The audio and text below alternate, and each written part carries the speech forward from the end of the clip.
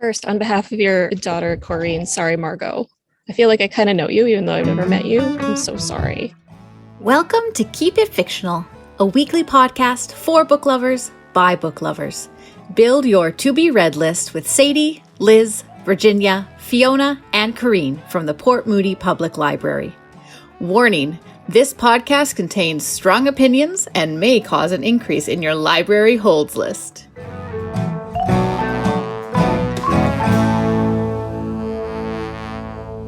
As the great Swedish poets and wordsmiths ABBA once said, take a chance on me.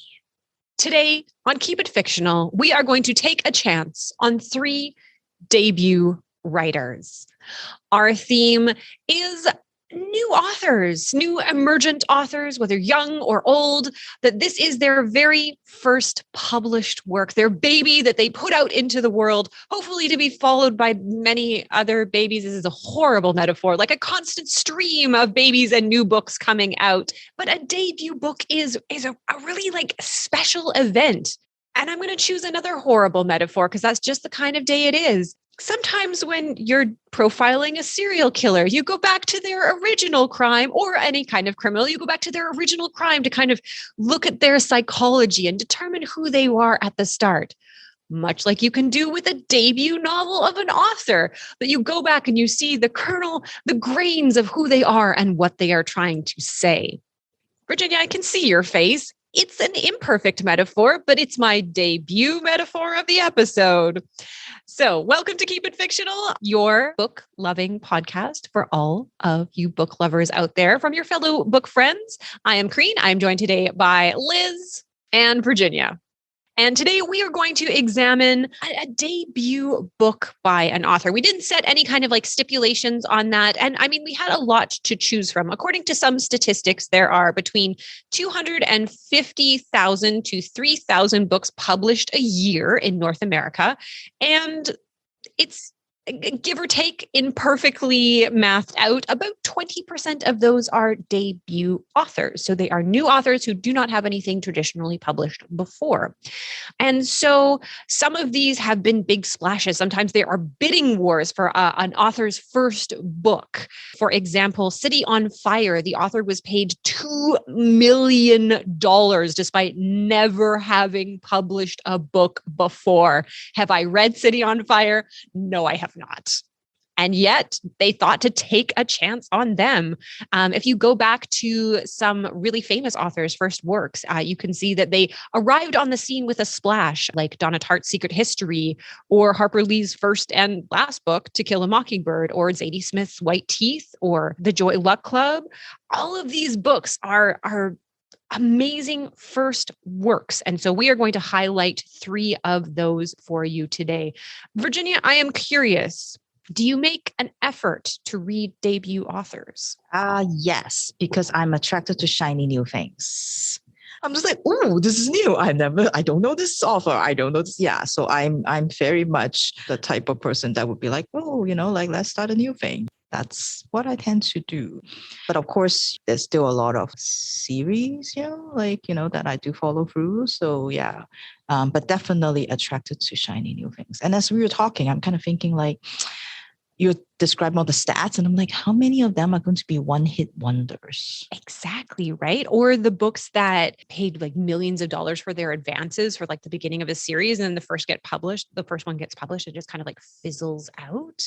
Because every book that you publish, you're essentially taking a gamble of whether people are going to like it or not, unless you're publishing a James Patterson, in which case you're fine.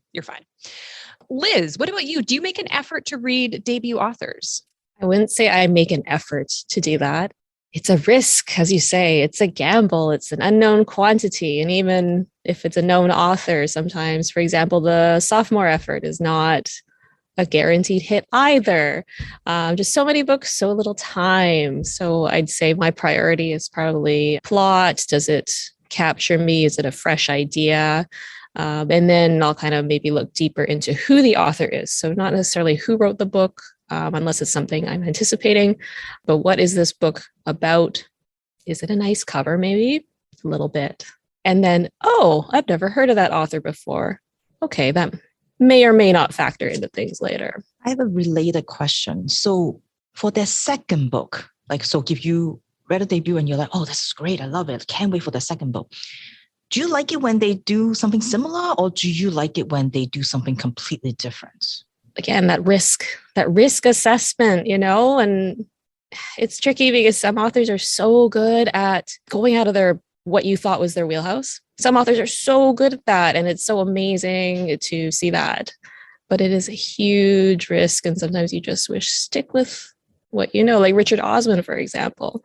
He's gone back to the same group of characters and the same sort of kind of feel-good story type for his second book, which I ended up thinking was better slightly than the first book. So sometimes you should just know when to not mess with, not perfection, but something that works.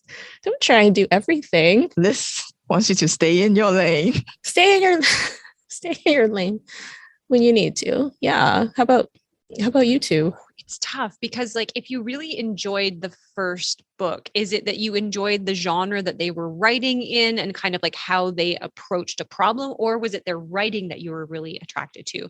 I feel like a lot of authors struggle with this as well. Like, if they're not writing a series, if they're just kind of writing one-offs, it's like, okay, well, do I try to establish myself as this particular brand of story with this particular ideas or genre, or do I try to establish myself as like a jack of many trades with the ability to write in every genre?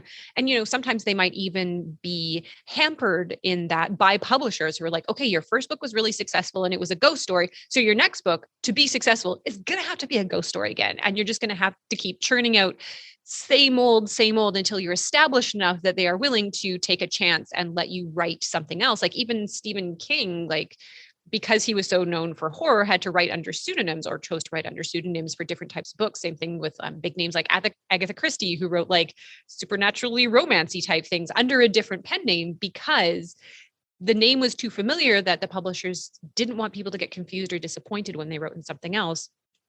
Oh, it's so tough because that second book, like if you loved the book so much, and I think particularly like if it's a genre book, like if it's a sci-fi or fantasy or like a romance, and then they wrote something like about hard-hitting grain subsidies, I would be a little disappointed. I would be a little disappointed if I'm being honest. So it depends if it was for the genre that I liked what they did with it, or if it was the quality of the writing that they did with it. Because there's some authors like, I don't care what you write next, I'm definitely going to read it. And there are some that I'm like, I like what you do with the fantasy genre. Yeah. Virginia, what about you? I think I for once completely agree with you. I know what happened. But yeah, like, no, it's totally true. Because I can think of it's similar to like music, right? Like I feel like if you're really, really good at it and somehow you can pull it off and that you can do another album that's completely different. Wow, like that is amazing. But how many people can actually do that? Not that many. So I think it has to be a very special writer, very special musician to be able to change lanes like that. So there are some that could do it, and it's always quite amazing. But you're right, like, give it is the writing that is the most appealing about their first book. Write whatever, I will read it. So yeah. You will follow them. Yeah. I mean, if you're a talented band like, oh, I don't know, BTS, you can do any genre that you want to. I think that's our new drinking game list. It's not nuns, it's not cults, it's BTS. Or either that we just add that into another square. I'd say we'd be in serious trouble and we'll need a definite disclaimer at the beginning and end of each episode, but sounds good to me. I'm going to try and sneak that in as many times as I can now. All right. Well, you have our feelings about debuts. We're very interested in your feeling about debut authors, but let's get to like our 3 chosen ones that we have plucked from obscurity to shine a light upon their first efforts. Virginia, who have you raised up as a luminary debut author? So I have taken the chance to tell you about more books that are coming out in the next 4 months, because these are the ones that I couldn't fit into my most anticipated episodes. So I'm going to tell you about one that is coming out in February, a debut novel. This one is called The Boy with a Bird in His Chest, and it's by Emme Lund. In Morning, Montana, there is an annual tradition.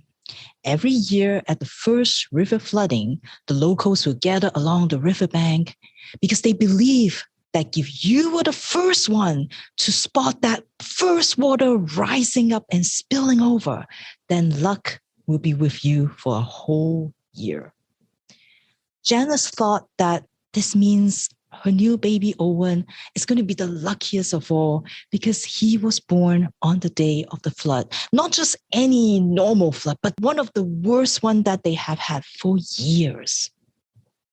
But the doctors, they tell her that her newborn son Owen has some sort of heart condition. Something is wrong.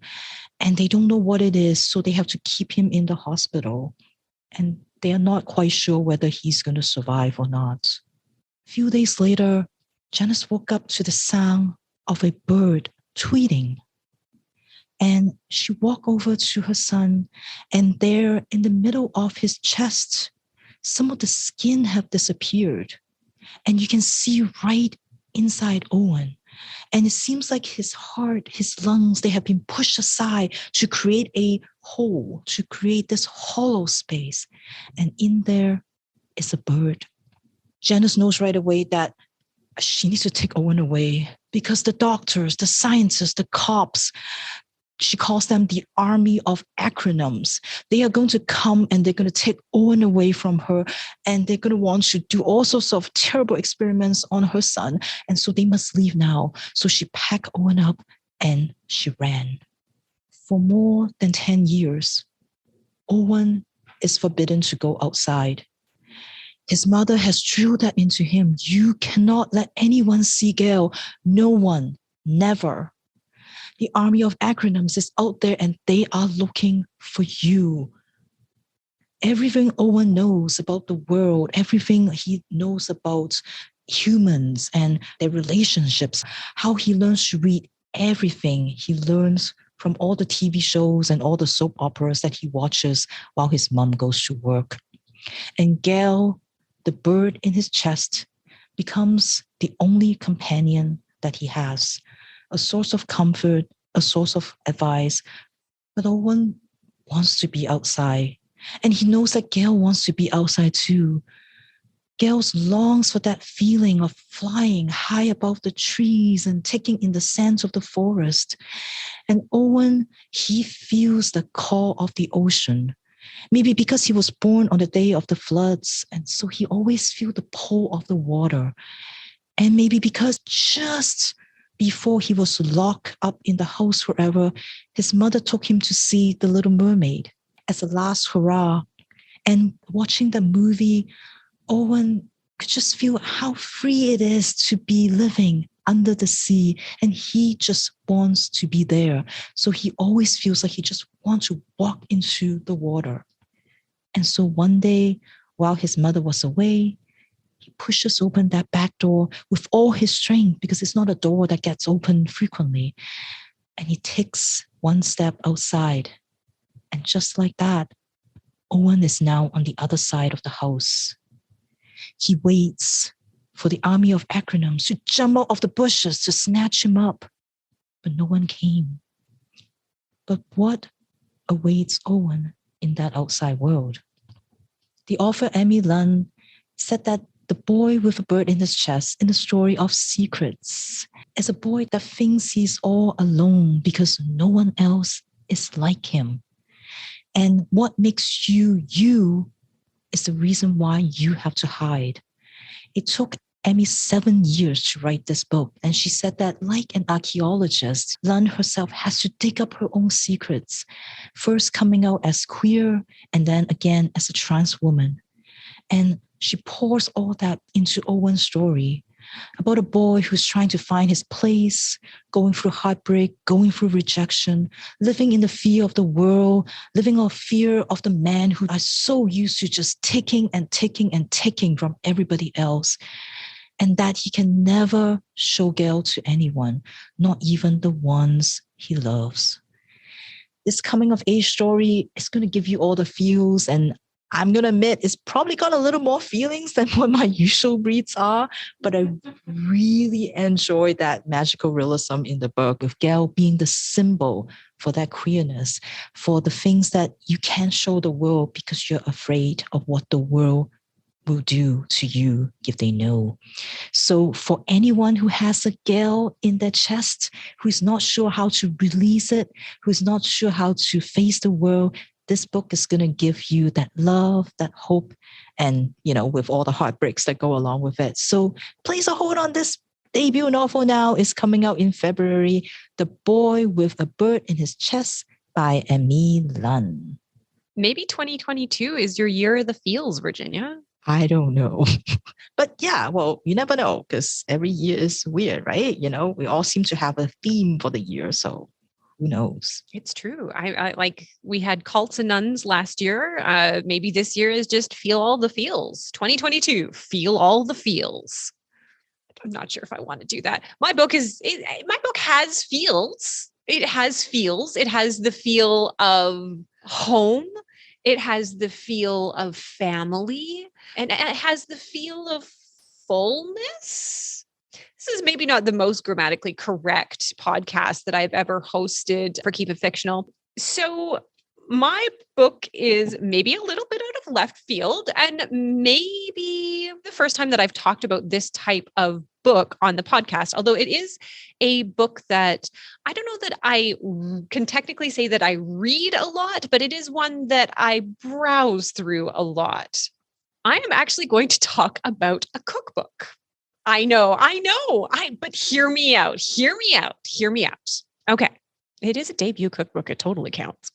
So when you think of Korean food, you think of kimchi and Korean barbecue. And even now, a vegetable-based diet or veganism is still pretty rare in Korea. And the number one question that the author of this debut cookbook gets asked, both online, in person, in interviews, is how can you be vegan and Korean? Which is a pretty hard question to be asked. And it is one author Joanne Lee Molinaro struggles with. So much of food and family and history is tied into your food. The memories of making certain dishes together, the taste of your parents', I guess it would be my mom's goulash, but sorry, Mom, I hated it so much, but I can viscerally remember it so well. So much of that is tied in with your family and recipes that are passed down from generation to generation. So this author, when they decided to go vegan, really struggled with how do they keep their Koreanness while changing their diet. And in 2016, she started a blog that was sharing some of the recipes that she was adapted. And then there was a change in 2017 when she also started writing about her own experience and her family's experience of their immigration from Korea to the United States. And she says these stories were not shared around the dinner table. No one talked about their family's history.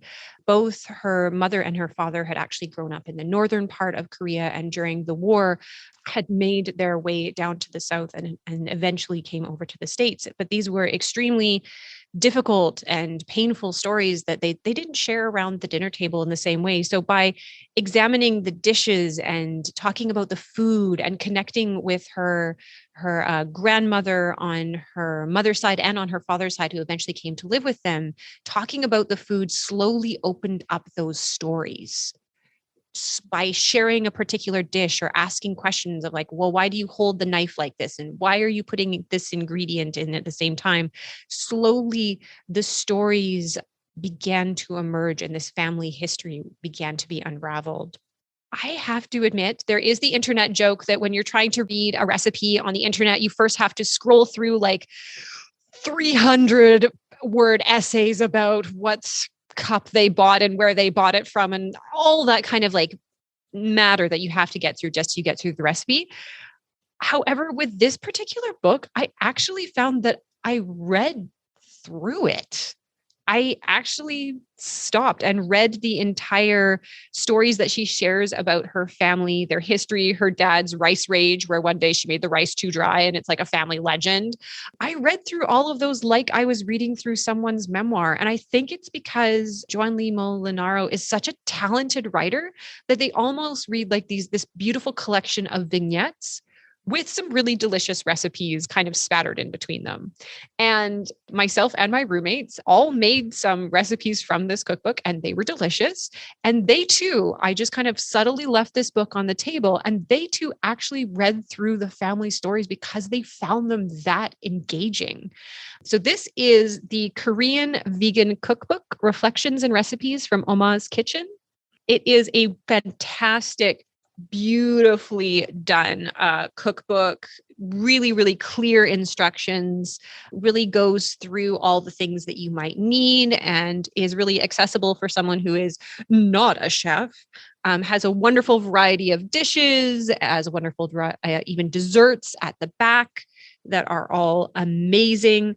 So come for the recipes, but stay for the family stories. I honestly hope that, I really do hope that she continues to write recipes, but I honestly would love her to write a memoir or a family history because her writing is just that good.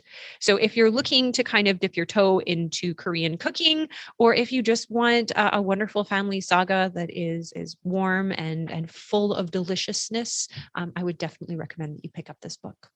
And sorry, Mom, about the goulash thing, but it was disgusting. All right.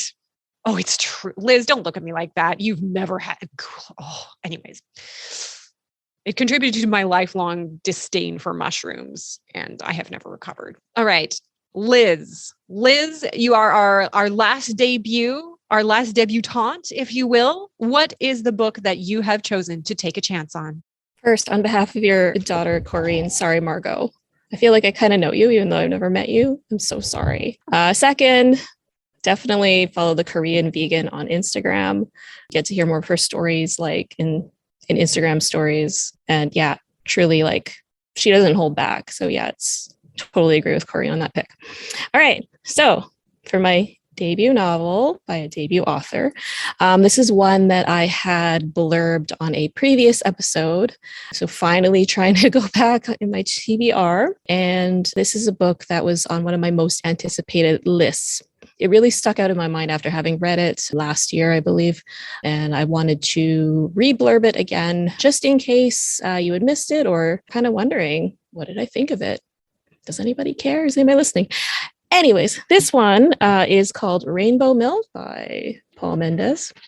And this has been billed as a semi-autobiographical coming-of-age story. So I do love a great biography and memoir. So when you tell me a work of fiction is semi-autobiographical, then that makes it a little more juicy for me.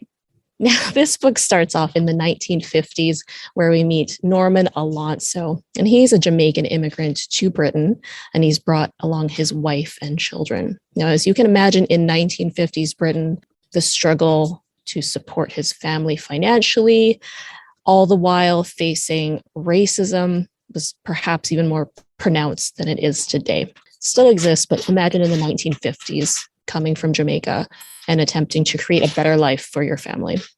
On top of all of that, Norman has an illness that will eventually take his sight while his children are still very young. So you've got your middle class, borderline poverty family struggling to make ends meet. And that essentially is the essence of their lives. It is struggle and it is hardship. From there, the story fast forwards to the turn of the millennium, around 2002. And this time we are out of the suburbs and in London. And we meet Jesse, who is part of Norman's lineage. He happens to be his grandson. Now, when we do catch up with Jesse, he has just left his suburban home of Wolverhampton, otherwise known as what is in the heart of Black Country. And he has left home not just because the opportunities in that town are few and far between, but because he has a very unsupportive family and home life. At this point, Jesse is still a very young man, barely out of his teens, and he has been planning to leave for some time. Not only has his family in his house been unsupported, but the entire community of which that family is a part, their religious community, they are Jehovah's Witnesses, and they have turned against Jesse. They treat him poorly because he is gay. He's desperate for a fresh start. So he goes to London, again, like Norman, with barely any money to his name, but with a desire to make a better life for himself. Unfortunately, at that age, and with what little means that Jesse has, he needs to turn to sex work to survive. On top of all that, of course, dealing with his sexuality and sex, he also has to struggle with racism, even though we have supposedly come so far from Norman's day, and also with class divide.